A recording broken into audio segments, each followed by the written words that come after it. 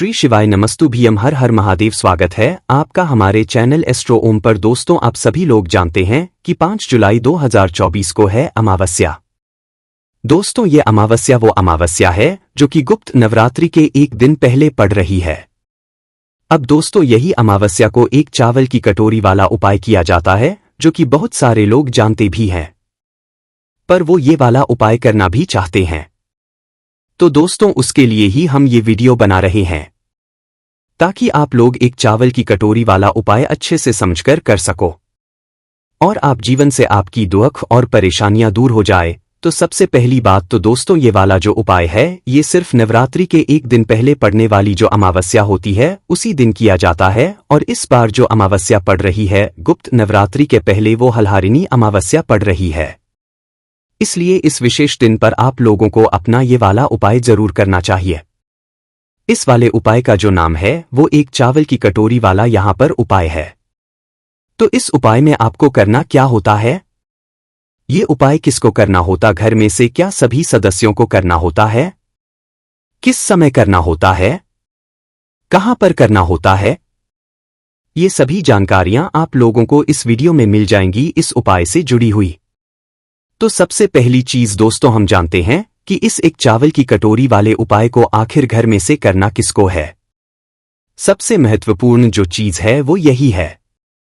तो देखो, यहां पर हम आपको बता दें कि घर की जो बड़ी माताएं बहनें होंगी, उन बड़ी माताओं बहनों में से कोई भी एक माता बहन इस एक चावल की कटोरी वाले उपाय को कर सकती हैं और इस उपाय को फल ले, ठीक है। इस उपाय को घर के सभी करने की बिल्कुल भी जरूरत नहीं है। इस बात का विशेष रूप से ध्यान रखना, घर की एक बड़ी माता बहन अगर इस उपाय को कर लेती है तो उस उपाय को करने का जो फल है उसके पूरे घर परिवार को यहां पर मिल जाएगा। और उसके बाद में दोस्तों, इस अमावस्या के दिन इसी चावल की कटोरी वाले उपाय को हमें करना किस लिए होता है?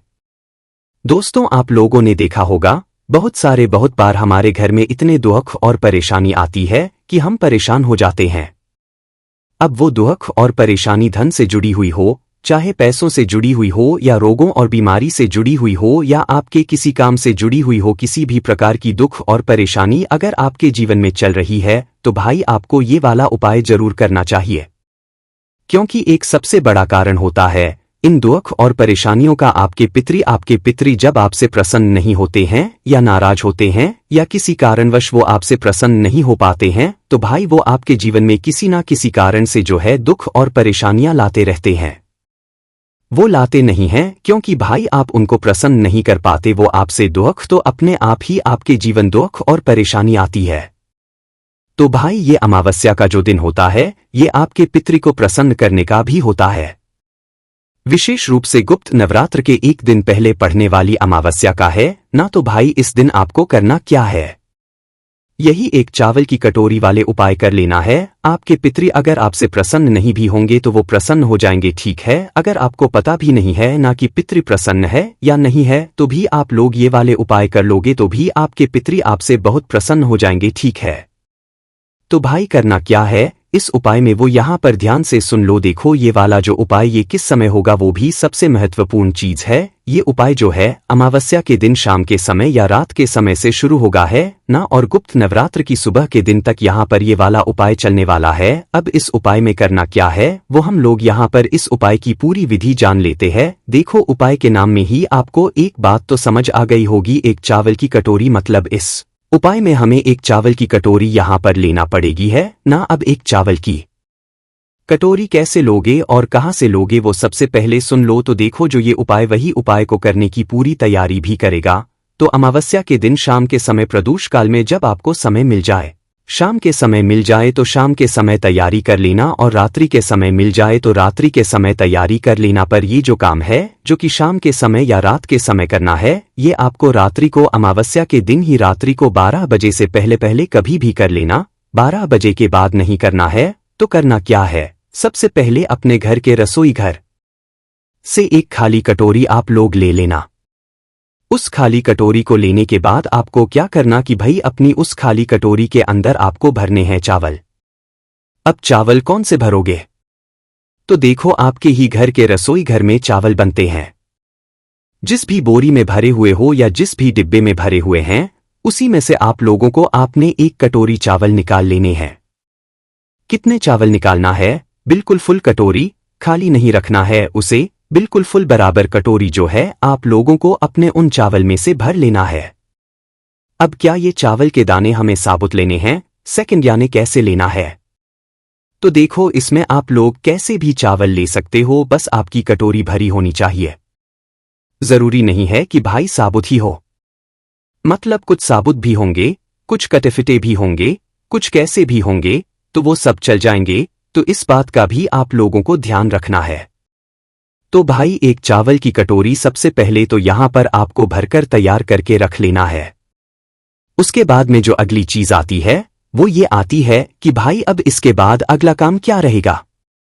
तो इसके बाद जो अगला काम रहेगा वो रहेगा हमारा कपूर का टुकड़ा। क्योंकि इस चावल की कटोरी के ऊपर बिल्कुल बीच बीच में हमें कपूर का टुकड़ा भी रखना है। आप कपूर का कैसे रखना है, कितने रखना है, वो भी सुन लो। तो देखो कपूर के टुकड़े दो तरह के आते हैं, एक तो गोलियों के रूप में आते हैं और एक टुकड़े के रूप में आते हैं, है ना? तो भाई आपको जो कपूर मिल जाए आप वो कपूर इस उपाय में प्रयोग कर सकते हो। अगर गोलियां मिल रही है तो भाई 3-4 गोली रख देना, और अगर टुकड़ा मिल रहा है और जो कि टुकड़ा बड़ा है आपका, तो भाई वो बड़ा टुकड़ा एक ही ले लेना और फिर उपाय में प्रयोग कर लेना। तो करना क्या है? कपूर को लेने के बाद अपनी ही उस चावल की कटोरी के ऊपर, चावल के ऊपर बिल्कुल बीचों बीच में आपको क्या करना है कि ये जो कपूर है इसको देना है। किसको रखना है? कपूर को रखना है। इस बात को ध्यान से सुन लेना, चाहे गोलियां वाला हो चाहे टुकड़े वाला हो, चावल की कटोरी के बिल्कुल बीच बीच में इस कपूर को आपको रख देना है। जैसे ही आपको ये कपूर रखा जाता है, इसके बाद में दोस्तों आपको क्या करना है कि इस चावल की कटोरी को लेकर जिसके आप ऊपर आपने कपूर रखा हुआ है, इसको लेकर सीधा अपने घर के मुख्य द्वार पर आ जाना है। देखो मुख्य द्वार आपका वो होता है जिससे आप लोग अंदर बाहर जाते हो, मैन गेट। तो देखो इसमें जिसका खुद का घर होता है उनका तो एक मैन गेट अलग ही होता है।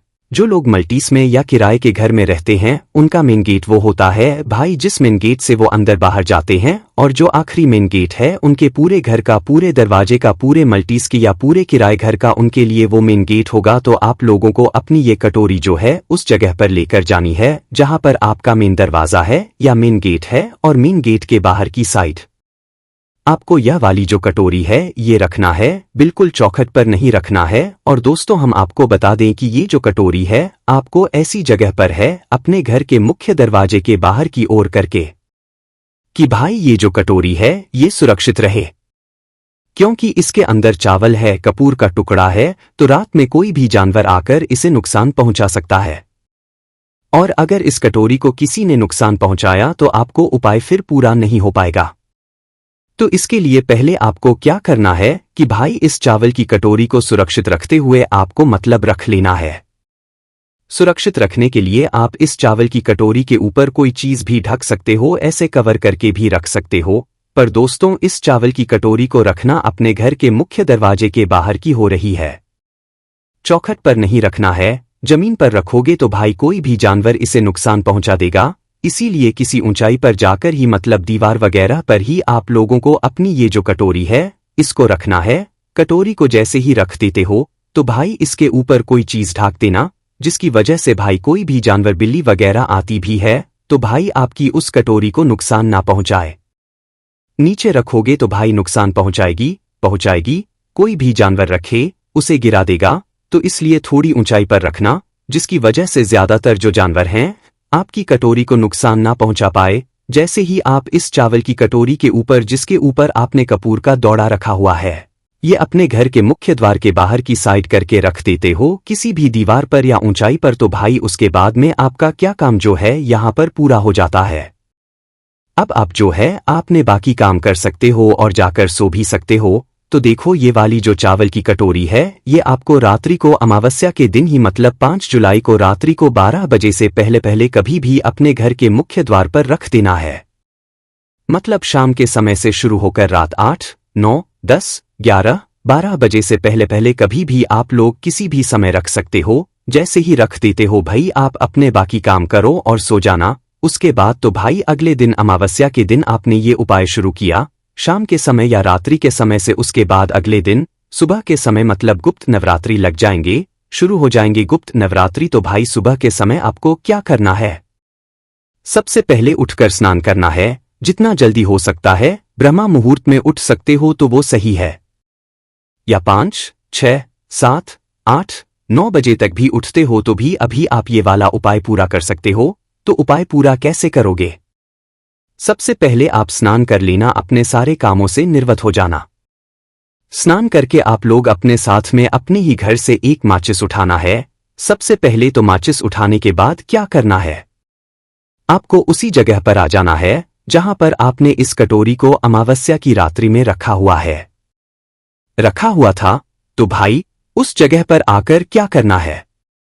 सबसे पहला काम आपको ये रहेगा, इस कटोरी को बिना छुए या इस कटोरी को बिना स्पर्श किए हुए अपनी माचिस आपको जला देना है। या तो उस कटोरी के ऊपर जो भी आपने चीज ढाकी हुई थी उसको आप लोग उठा सकते हो, उसमें कोई दिक्कत वाली बात नहीं है। तो सबसे पहले आपको जो अपनी माचिस है जो आपने साथ में लेकर आए हुए हो, इस माचिस को जला लो। माचिस को जलाने के बाद आप अपनी उस चावल की कटोरी के ऊपर रखे हुए उस कपूर के टुकड़े को सबसे पहले आपको जलाना है।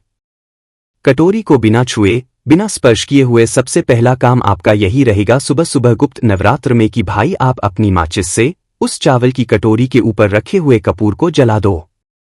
जैसे ही वह कपूर जलना शुरू हो जाता है तो भाई उसे पूरा जल जाने दो, जब तक वह अपने आप ना बुझ जाए आप वहीं पर खड़े रहो।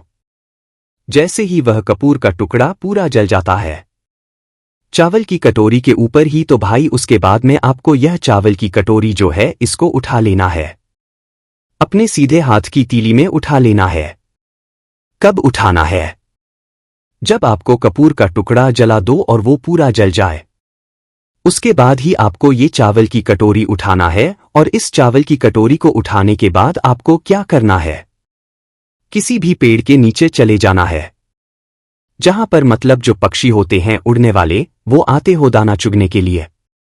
तो किसी भी पेड़ के नीचे, चाहे वो पूजनीय पेड़ हो चाहे वो कौन सा भी पेड़ हो, तो किसी भी पेड़ के नीचे किसी भी वृक्ष के नीचे जाकर आप लोगों को इन चावलों को फैला देना है। वहां पर जाकर है ना, किसके लिए फैला देना है? पक्षियों के लिए, क्योंकि वो दाना चुग लेंगे, चावल के दाने हैं वो चुग लेते हैं, ठीक है। तो इसके बाद में दोस्तों आप जैसे ही जो है मतलब किसी भी पेड़ के नीचे वृक्ष के नीचे इन चावलों को डालकर आ जाते हैं, आपका यहाँ पर ये वाला उपाय पूरा हो जाता है ना। अब यहाँ पर बहुत सारे लोग प्रश्न करते हैं कि हमारे घर के आसपास कोई पेड़ नहीं है तो क्या हम इसे छत पर डाल सकते हैं? वैसे दोस्तों उपाय में जो बात कही गई है वो पेड़ के नीचे डालने की कही गई है, पक्षियों को चुगने के लिए बताया गया है। पर अगर किसी कारणवश भी पेड़ है ही नहीं, दूर दूर तक पेड़ नहीं है, तो जाकर आप लोग अपनी छत पर इन चावल के दानों को डाल सकते हो। पर अगर है तो भाई वहीं पर जाकर डालना, क्योंकि उपाय का फल आपको तभी अच्छे से मिल पाएगा है ना। तो किसी भी वृक्ष के आसपास उसके नीचे आप लोग ये चावल के दाने फैला देना, वहां पर जो पक्षी है वो दानों को आराम से चुभ लेंगे, बस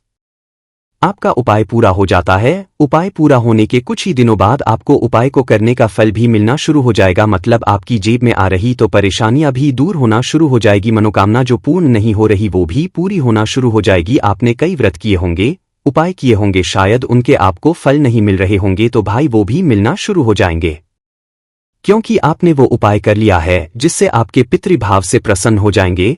तो भाई उपाय को करते समय भगवान से प्रार्थना कर लेना, अपने पितरों से भी प्रार्थना कर लेना परेशानी के लिए, बस वहां पर ये वाला उपाय पूरा हो जाएगा। इस उपाय को करने में अगर आपको कोई भी दिक्कत समझे, परेशानी आती है तो सबसे कमेंट करके पूछ सकते हो। और दोस्तों चावल जब आप लोग वृक्ष के नीचे डालो पक्षियों के लिए, उस समय भगवान से प्रार्थना करना और अपने पितरों से प्रार्थना करना, बस उसके बाद पूरा हो जाएगा। बाकी दोस्तों अगर इस उपाय को करने में आपको कोई भी दिक्कत, समस्या, परेशानी आती है तो उसे आप हमसे कमेंट करके पूछ सकते हैं। श्री शिवाय नमस्तुभ्यम, हर हर महादेव।